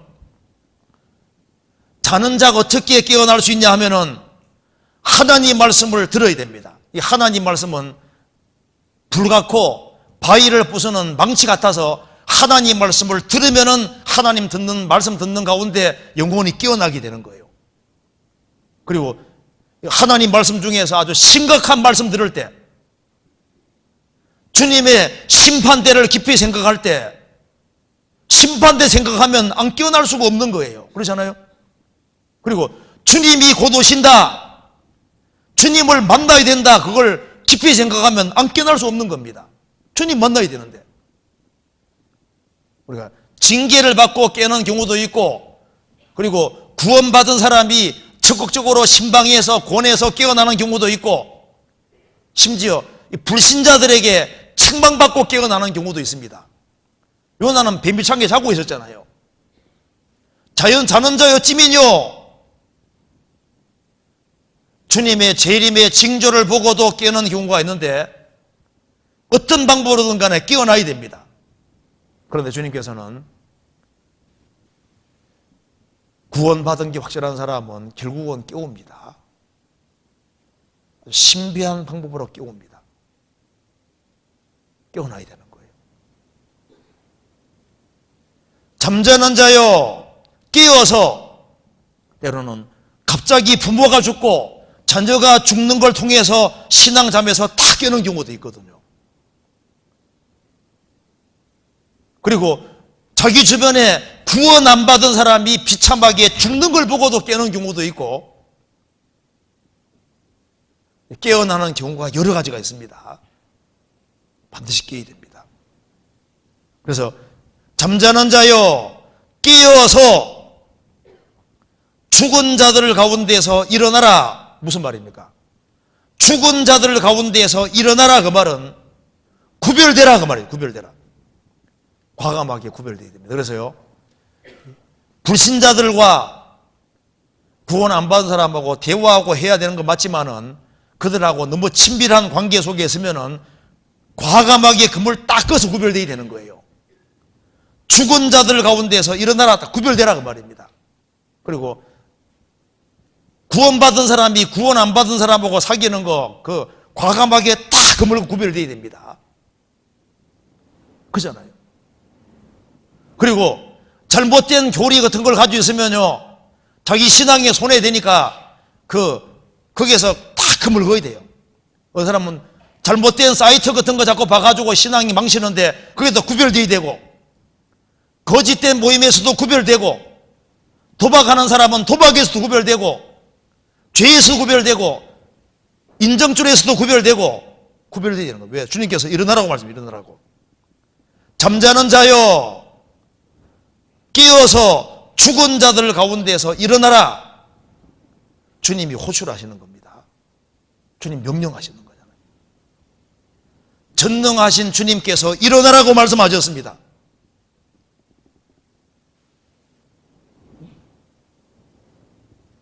그리스도께서 내게 비치리라 하셨느니라. 그래서 깨어나야만 지혜로운 자가 될 수 있는 겁니다. 15절에 그런 정도이가 어떻게 행할 것을 자세히 주의하여 지혜 없는 자같이 말고 오직 지혜 있는 자같이 하여 세월을 아끼라. 그럼 여기서 죽은 자들 가운데서 일어나라. 그럼 주님 뭘 원하시는 걸까요? 죽은 자들 가운데서 일어나라 그 말은 죽은 자 가운데가 아닌 산 자들 가운데 있기를 원하셔서 하는 말씀이잖아요. 구원받은 사람은 다시 말씀 가운데로 들어와야 됩니다.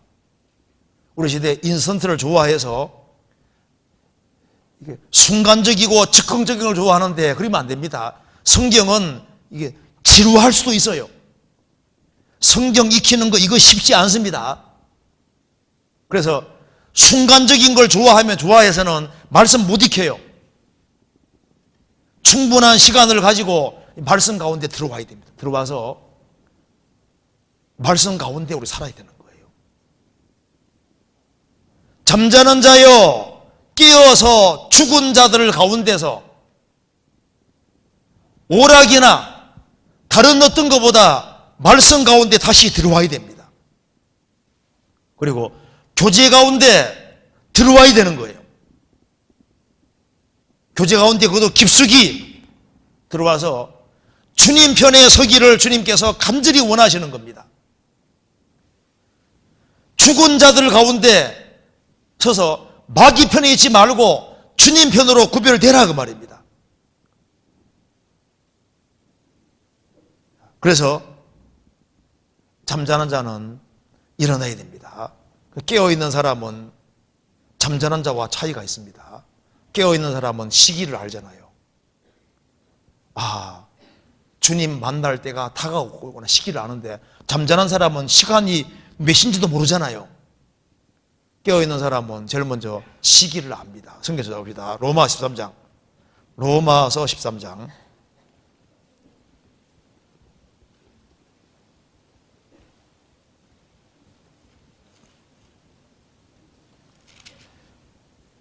11절.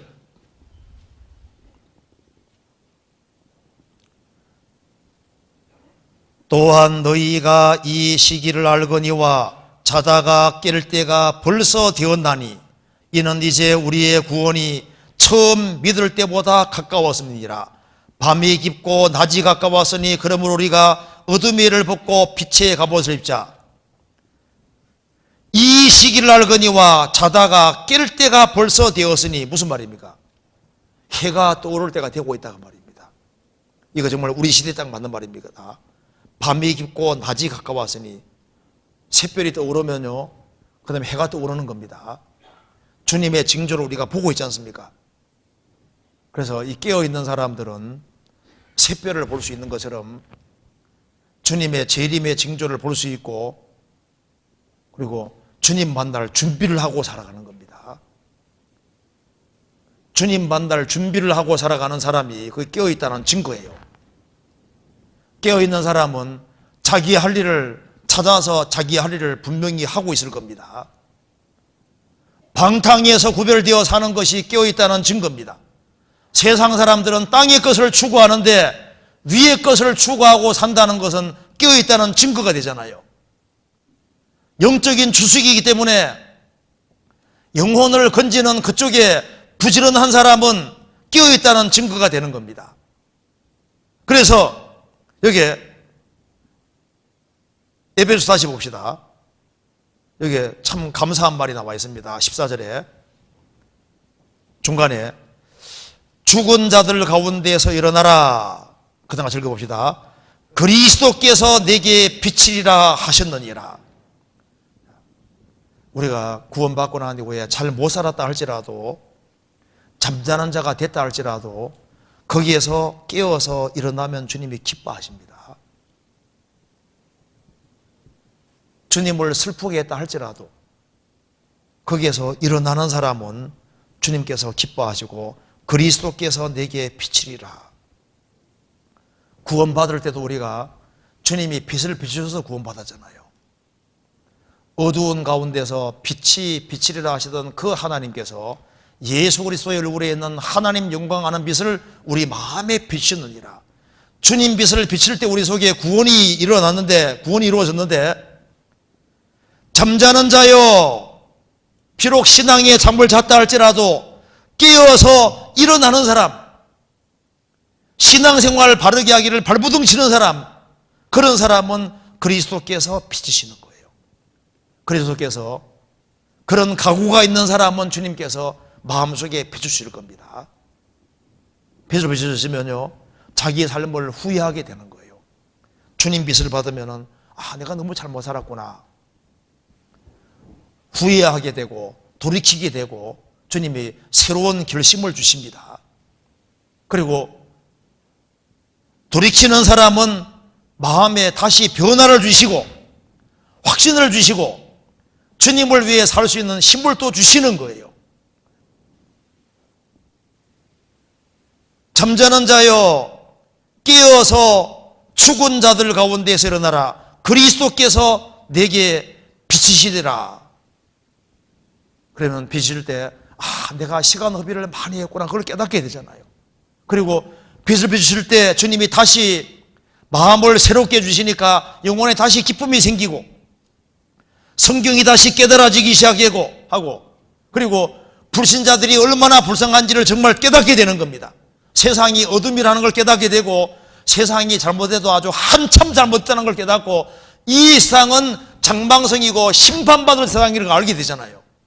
그리고 이제 잠자는 자가 깨어서 죽은 자들 가운데서 구별되면은 영혼에 주님이 다시 감격을 주시고 감동을 주시고 그리고 주님이 새로운 마음을 불러일으킵니다.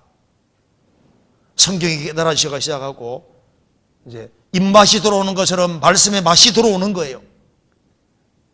교제하는 것이 즐거워지게 됩니다. 전도하는 맛이 나거든요. 그리고 다른 마음이 주어지는 거예요. 주님이 영혼 속에 역사하시면은 없던 마음이 생깁니다. 새로운 마음이 생기는 거예요. 그리고 마음이 회복되기 때문에 이제 주님께서 그 사람을 자꾸 바꿔주시고 지혜 있는 자로 만들어주시니까 세월을 아끼라. 내가 구원을 받고 이렇게 오랜 세월 동안 시간 낭비를 너무 많이 했구나. 물질 낭비를 너무 많이 했구나. 이걸 깨닫게 되는 겁니다. 그래서 시간을 중요한 곳에 심어야 되는데 잘못된 데 심었구나. 내가 물질 허비를 많이 했구나. 내가 좀 더 끼어 있었다면 얼마나 많은 사람이 구원받았을까 하는 그런 마음이 들고 후회가 들게 되잖아요. 자, 그래서 주님께서부터 이제 빛을 비심 받으면은요, 주변 사람들이 압니다. 얘가 달라졌네. 이제 똑같이, 우리처럼 똑같이 했는데 아니거든요. 뭔가 다르네. 그러니까 전도가 되게 되는 거예요. 이사야 60장 시작합시다. 이사야 60장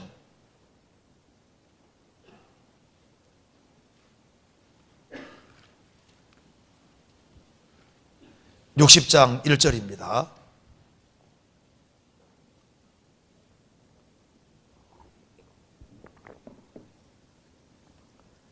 일어나라, 빛을 발하라. 이는 내 빛이 이르렀고 여호와의 영광이 내 위에 임하였음이니라. 보라, 어둠이 땅을 덮을 것이며 캄캄함이 만민을 가리우려니와 오직 여호와께서 내 위에 임하실 것이며 그 영광이 내 위에 나타나리니 열방은 내 빛으로 열왕은 비치는 내 광명으로 나오리라. 일어나라, 빛을 발하라. 주님의 빛을 받은 사람이 빛을 빚을 수가 있는 겁니다. 빛을 발하라. 이는 내 빛이 이르렀고 여호와 영광이 내 위에 임하였음이니라. 잠시 후에 이 땅은 완전히 흑암으로 덮이게 됩니다. 보라, 어둠이 땅을 덮을 것이며 캄캄함이 만민을 가려울 것이다. 완전히 캄캄해지는 세상이 옵니다. 그 전에 우리는 주님 빛을 받아 빛을 비춰야 되는 거예요. 그리스도께서 내게 비치리라. 왜 비춰주시냐 하면은 이 세상에서 빛이 되도록 하기 위해서, 우리로 하여금 다시 불신자들에게 증인이 되고 파수꾼이 되도록 하기 위해 그렇게 하시는 겁니다. 예수님이 이방인의 빛이고 바울 사도가 이방인의 빛입니다. 우리도 주변 이방 사람들에게 빛이 되도록 하기 위해서 부르심 받은 겁니다. 그래서 깨어있는 사람은 건지는 사람인 겁니다. 열심히 건지는 사람인 거예요. 우리의 구원의 즐거움이 회복이 되어야 됩니다. 그래야만 불신자들을 전도할 수 있는 겁니다. 시편 51편 보시겠습니다. 51편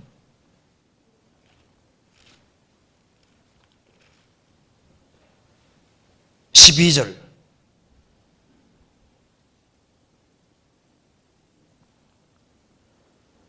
주의 구원의 즐거움을 내게 회복시키시고 자원하는 심령을 주사 나를 붙들어서 그러하면 내가 범죄자에게 주의 도를 가르치리니 죄인들이 죽게 돌아오리이다. 주의 구원의 즐거움을 내게 회복시키시고 죽은 자들 가운데서 일어나는 사람은 주님께서 내게 빚으시리라. 빛을 비춰주심으로 구원의 즐거움을 회복시켜 주시고 자원하는 심령을 주실 것이고, 그러하면 내가 범죄자에게 죽은 자들에게 주의 도를 가르치리니 죄인들이 죽게 돌아오리이다. 우리는 할 일이 있는 사람입니다. 어부는 물고기 잡는 게 자기 할 일이잖아요. 페인터공은 페인트칠하는 게 자기 일이고, 의사는 병자 고치는 게 자기 일인 것처럼 우리는 건지는 게 우리 일입니다. 우리 일. 우리는 영혼을 건지기 위해 사는 사람들인 겁니다. 그래서 우리는 사명이 있는 사람인 거 잊지 말아야 돼요. 그래서 깨어 있다가 주님 만나야 됩니다. 깨어 있다가 주님 만나는 사람은 정말 복 있는 사람이 되는 겁니다. 한 군데부터 보도록 합시다. 마가복음 13장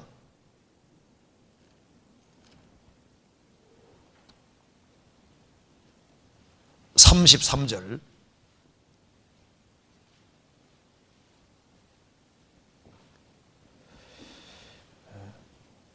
주의하라, 깨어 있어라.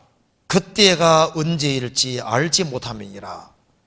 가령 사람이 집을 떠나 타국으로 갈 때 그 종들에게 고난을 주어 각각 사물을 맡기며 문지기에게 깨어 있어라 명함과 같으니, 그러므로 깨어 있어라. 집주인이 언제 올는지, 혹 전볼 때일런지 밤중일런지 닭 울 때일런지 새벽일런지 너희가 알지 못함이라. 그가 홀련히 와서 너희의 자는 것을 보지 않도록 하라. 깨어 있어라. 내가 너희에게 하는 이 말이 모든 사람에게 하는 말이니라 하시니라. 그가 홀련히 와서 너희의 자는 것을 보지 않도록 하라. 깨어 있다가 만나야 됩니다. 그래서 이 세상에 죽은 자들이 너무나도 많이 있는데 우리가 산자가 됐다는 건 축복이잖아요. 산자가 됐는데 산자로서 깨어있다가 주님을 만나야 됩니다. 그래서 우리가 하나님께 맡긴 사명, 나를 구원하신 목적을 항상 생각하고, 그리고 우리가 주님 앞에 맡겨진 일을 다 하는 가운데, 충성하는 가운데 주님 만나야 되겠습니다. 오늘 여기까지 말씀드리고 내일 이어서 말씀드리겠습니다. 같이 기도하시겠습니다. 자비로우신 우리 아버지 하나님, 역사의 마지막 시대를 살아가는 저희들에게 하나님을 알게 하시고 또 우리에게 귀한 일을 맡겨주셨습니다. 우리를 구원하시면은 크신 목적이 있는 줄 압니다. 우리가 주의 마음을 더욱 헤아려 알 수 있도록 도와주시고 주님 마음에 기쁨을 드릴 수 있도록 도와주시고 주님 앞에서는 그날 칭찬을 받을 수 있도록 도와주시옵소서. 저희들은 너무나도 부족하고 연약합니다. 주님께서 도와주시지 아니하시면 한시라도 바르게 살 수 없는 사람들입니다. 주님께서 이번에 여기에 참석한 모든 분들에게 크신 은혜와 사랑으로 함께 해주시고 그리고 주님 안에서 귀한 교훈을 같이 나눌 수 있도록 역사해 주시고 도와주옵소서. 내일 시간도 도와주시기를 간절히 의지하오며 주 예수 그리스도 이름으로 기도하옵나이다. 아멘.